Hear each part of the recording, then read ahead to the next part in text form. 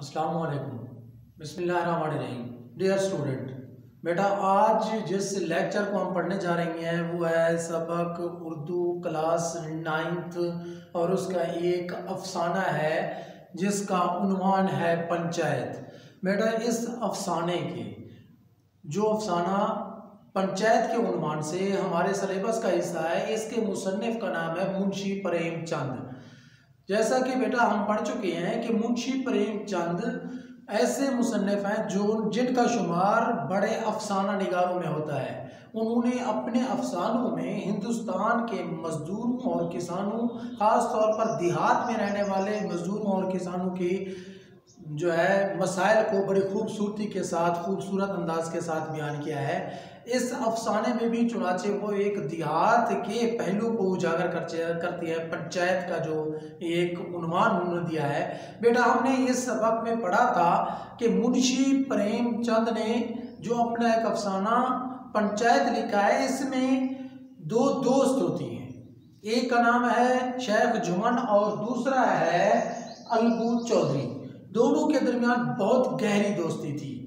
ऐसी दोस्ती कि उनमें से एक अगर किसी काम की घर से दूसरे इलाके में जाता तो वो अपना घर बार दूसरे के सुपुर्द करके चला जाता, और अगर शेख जुमन को हज करने का मौका मिला तो वो भी अपना घर अलगू चौधरी के हवाले करके गए थे। दोनों की गहरी दोस्ती थी। लेकिन इस अफसाने में मुंशी प्रेमचंद बताना चाहती हैं कि खाम ख्याली और गलत ख्याली के बायस जो गहरे दोस्त थे उनकी दोस्ती भी टूट गई। वो खाम ख्याली, वो जो है गलत फहमी क्या थी बेटा, इसके मुतालिक आज हम पढ़ने जा रही हैं। वो ये है कि शेख जुमन की एक खाला थी जो कि उसकी कोई औलाद नहीं थी और उसकी मिल्कियत में कुछ ज़मीन या कुछ मिल्कियत थी। शेख जुमन चाहता था कि वो मिल्कियत खाला जो है उसके नाम कर दे, इसलिए शेख जुमन और उसकी बीवी फहमीन दोनों उसकी बहुत खातिरदारी करते थे। जो ही खाला ने अपनी औलाद न होने की वजह से अपनी मिल्कियत शेख जुमन के नाम रजिस्ट्री करा दी, हेबा कर दी, तो उसके बाद शेख जुमन का रवैया और उसकी बीवी का रवैया, शेख जुमन का रवैया और उसकी बीवी का रवैया खाला के साथ बिल्कुल यकसर तब्दील होता गया।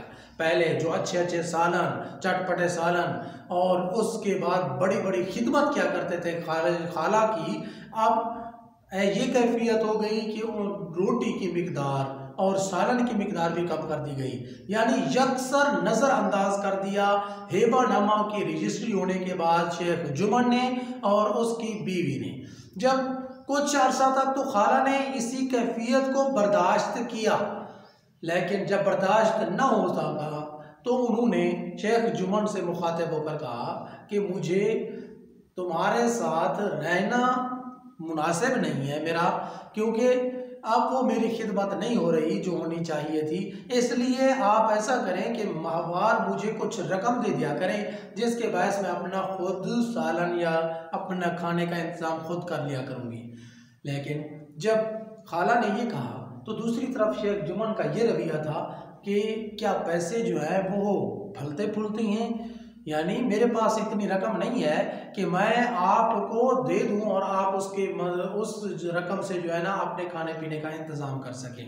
जब खाला ने ये बात सुनी तो उन्होंने कहा कि बेटा मैंने जो मिल्कियत थी वो तो हेबा कर दी है, अब मेरे पास और कोई ज़रिया नहीं है, ऐसे मेरी ज़िंदगी तो गुजारना मेरे लिए मुश्किल हो जाएगा। तो इसके कहने पर शेख जुमन ने ये कहा कि क्या कोई ऐसे समझता था कि तुम ख्वाजा खिज़र की उम्र लेकर आई हो, क्योंकि शेख जुमन ने हेबानामा पर रजिस्ट्री कराते वक्त ये मुआहदा किया था, ये इकरार किया था कि वो ताहीन हयात खाला को खाना पीना और उसकी ज़रूरियात ज़िंदगी को पूरा करता रहेगा। लेकिन जब उन्होंने मुतालबा किया तो शेख जुमन ने क्या कहा कि क्या कोई ये समझता था कि तुम ख्वाजा खिज़र की उम्र लेकर आई हो। यहाँ तलमी इस्तेमाल की गई है ख्वाजा खिज़र की। ख्वाजा खिज़र कहा जाता है कि उन्होंने आबे हयात पी रखा था और उस आबे हयात की वजह से उन्होंने बहुत लंबी उम्र पाई। तो यहाँ भी शेख जुमन खाला को ताना देते हुए कहते हैं कि क्या कोई ये समझता था कि तुम इतनी लंबी उम्र पाओगी। तो जब शेख जुमन ने ये कहा, खाला ने अपनी मौत की बात सुनकर बहुत ही परेशान हुई, गमगीन हुई। उसने कहा, शेख जुमन को पंचायत की धमकी दे दी, क्योंकि उसकी बस नहीं, उसकी सलाहियत नहीं थी कि वो थाना कचहरी के चक्कर लगाती। उन्होंने कहा कि मैं ये अपना मौक़िफ़ बिरादरी वालों के सामने पेश करती हूँ, और तो मेरा कोई बस नहीं है, और तो मैं कुछ कर नहीं सकती। मैं अपना मौक़िफ़ बिरादरी वालों पंचायत के सामने पेश करती हूँ, वो जो फैसला करेंगे वो मुझे मंजूर होगा। चुनाचे शेख जुमन, जो कि पूरे इलाके का एक सरदार समझा जाता था, पूरे गाँव में उसकी इज्जत थी, उसका मकाम था, कोई भी ऐसा शख्स नहीं था जो उसका एहसानमंद ना हो, जो उसके मरहून मिन्नत ना हो। इसलिए अब शेख जुमन भी मुतमईन था कि कोई ऐसा शख्स नहीं है जो उसके खिलाफ आवाज़ बुलंद करेगा। अगर खाला चली भी जाती है पंचायत में, तो पंचायत वाले उसके हक में भी फैसला कर देंगे। इसलिए खाला ने जब धमकी दी तो वो हंस पड़ा, ऐसी हंसी जिस तरह एक शिकारी हिरन को अपने जाल की तरफ जाते हुए देखकर मुस्कुराता है, फातिहाना जो हंसी निकलती है, ऐसी हंसी उसने निकाली और खुश हुआ। दूसरी तरफ खाला, अब उन्होंने शेख जुमन को कहा कि मैं पंचायत के सामने अपना मौक़िफ़ पेश करती हूँ।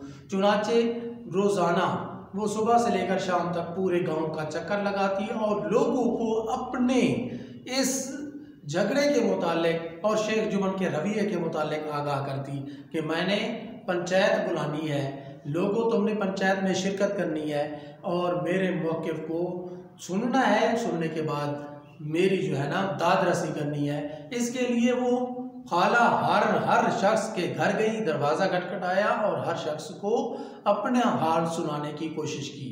कोई तो उसको नज़रअंदाज कर देता, कोई उसकी बात सुनने के बाद टाल देता। बिलाखिर सब लोगों के पास से घूम घाम कर वो शेख जुमन के जो गहरे दोस्त थे अलगू चौधरी, उसके पास पहुंची। अलगू चौधरी से कहा कि बेटा आपने भी पंचायत में शिरकत करनी है, मैं आपको भी पंचायत की दावत देती हूँ। अलगू चौधरी जो कि शेख जुमन का दोस्त था और पंचायत जो है वो शेख जुमन के खिलाफ होनी थी, इसलिए अलगू ने ये कहा कि मेरा क्या काम पंचायत में, मेरा क्या काम, मैं किस मकसद के लिए आऊँ।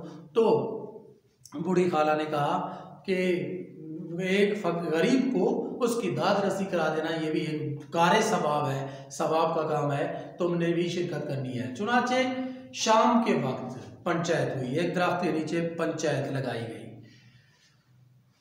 अब पंचायत शुरू होने के बाद रामधन मिसिर ने कहा कि जुमन तुम जो है सरपंच किसको चुनती हो।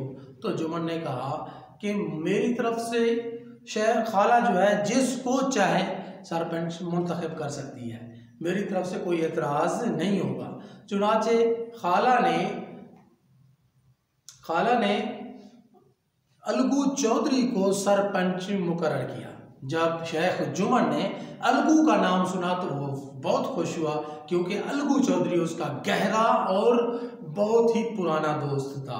उसे तो यकीन था कि अलगू उसके खिलाफ फैसला नहीं देगा, इसलिए वो बहुत ही खुश हुआ। दिल में तो खुश था, लेकिन उसने ज़ाहिरी तौर पर यह कहा कि मुझे भी कोई एतराज़ नहीं है। अब खाला ने सरपंच चुनने के बाद अपना मौक़िफ़ पंचायत वालों के सामने पेश किया कि मैंने 3 साल पहले अपनी मिल्कियत में जो कुछ था उसको हिबा कर दिया, हिबानामा पर रजिस्ट्री कर दी शेख जुमन के नाम।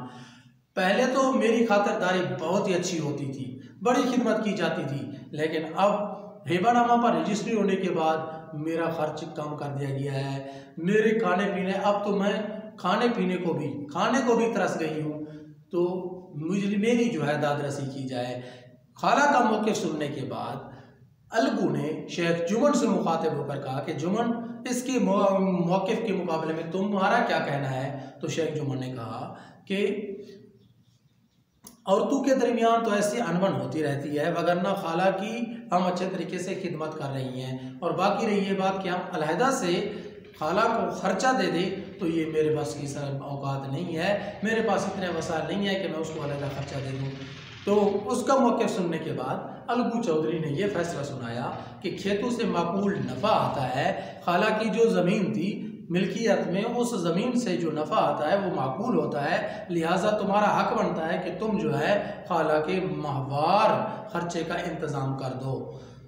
ये फैसला सुनते ही शेख जुमन भी हवास बाख्ता हो गया और बहुत परेशान हुआ। उसके बाद ये दोस्तों से ये कहने लगा कि देखो, ये दोस्ती का हक है कि जब भी मौका मिले तो दोस्त की गर्दन पर छुरी फेर दी जाए। तो उस वक्त से शेख जुमन और अलगू चौधरी के दरमियान एक नफरत पैदा हो गई। उनके दरमियान जो दोस्ती थी, पुरानी दोस्ती, करीबी दोस्ती, गहरे दोस्त थे, वो दोस्ती उसकी दरारें हिल गई, दोस्ती ख़त्म हो गई। अब एक दूसरे के दुश्मन हो गए। शेख जुमन मौके की तलाश में था कि कब मौका मिले और अलगू चौधरी को जो उसने फैसला सुनाया है उसका हिसाब चुका दिया जाए। तो ये बेटा एक हमने अफसाना जो पंचायत है, इसका नाम पंचायत क्यों रखा गया है, पंचायत की वजह आपको बताई है और सबक का कुछ खुलासा पेश कर दिया है। देखें, आपने इस सबक की इस खुलासे को तैयार करना है और उसके साथ साथ जो इक़्तिबास हम पढ़ती हैं उनके मुश्किल अल्फाज के मानी को भी आपने देखना है। तो देखिए जी, बुक खोले, पेज नंबर 36 है और इस पर जो है ना नीचे से तकरीबन दूसरा पैराग्राफ है। शेख जुमन की एक बूढ़ी बेवा खाला थी। उनके पास कोई थोड़ी सी मिल्कियत थी मगर गरीब का वारिस कोई न था। जुमन ने वादे वईद के सब्ज बाग दिखाकर खाला अम्मा से वो मिल्कियत अपने नाम करा ली थी। वादे वईद मुआहदे वादे करके सब्ज बाग दिखाना, बहुत ही खुश कर देना। अच्छा बेटा, जब तक हेबानामा पर रजिस्ट्री ना हुई थी, हेबानामा किसको कहती हैं? कोई चीज़ किसी को हेबा के तौर पर मुफ्त दे देना, इसको कहते हैं हेबा। हेबानामा पर रजिस्ट्री ना हुई थी। खाला जान की खूब खातिरदारियाँ होती थी, खूब मीठे लुक में चटपटे सालन खिलाए जाते थे, मगर चटपटे उम्दा उम्दा, मगर पगड़ी की मुहर होते ही इसकी खातिरदारियों पर भी मुहर हो गई। जुमन की अहलिया भी फहमीन ने रफ्ता रफ्ता सालन की मिकदार रोटियों से कम कर दी। कुछ दिनों तक खाला जान ने और देखा, मगर जब बर्दाश्त न हुई तो जुमन से शिकायत की। जुमन सुलह पसंद आदमी था, झगड़ा पसंद नहीं करता था। अब इस मामले में मुदाखलत करना मुनासिब न समझा। कुछ दिन रो धोकर काम चला। आखिर एक रोज़ खाला जान ने जुमन से कहा। तो यहाँ तक बेटा आपने मुश्किल अल्फाज के मानी देखनी है। इस सबक का जो खुलासा मैंने आपको बताया वो भी तैयार करना है।